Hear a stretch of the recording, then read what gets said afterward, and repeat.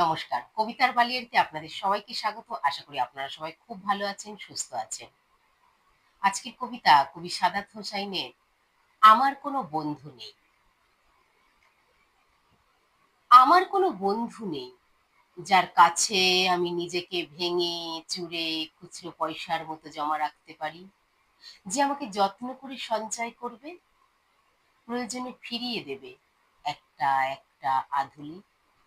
সত্যি বলতে আমার কোনো বন্ধু নেই। বন্ধু বলতে জেনেছি যাদের, তারা কেবল পথ চলতে সঙ্গী ছিল।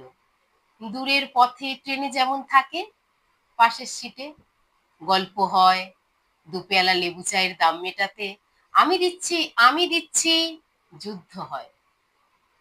সিগারেটের বাড়িয়ে দেওয়ার টুকরো ফুঁকে, এই যে নিন ফোন নাম্বার, এদিকটাতে আবার এলে ফোন করবেন, বলা শেষে অচেনা এক স্টেশনে উধাও হয়। এই যে আমি পথ হাঁটছি, রোজ ঘাঁটছি বুকের ভেতর কষ্ট ক্লেদ।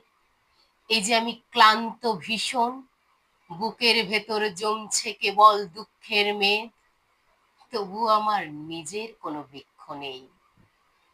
প্রবল দহন দিনের শেষে যার ছায়াতে জিরোবো ভেবে ফিরে আসার ইচ্ছে হয়, তেমন একটা ছায়ার মতন আগলে রাখা মায়ার মতন আমার কোনো বন্ধু নেই।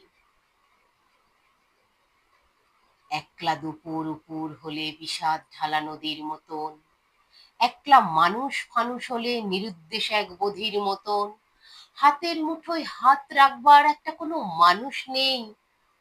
আমার কোনো বন্ধু নেই।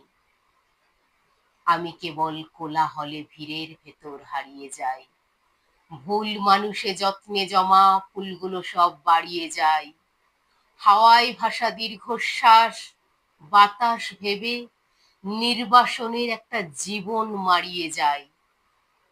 আমার কোনো বন্ধু নেই, যার কাছে আমি নিজেকে ভেঙে চুরে খুচরো পয়সার মতো জমা রাখতে পারি, যে আমাকে যত্ন করে সঞ্চয় করবে, প্রয়োজনে ফিরিয়ে দেবে একটা একটা আধুলি।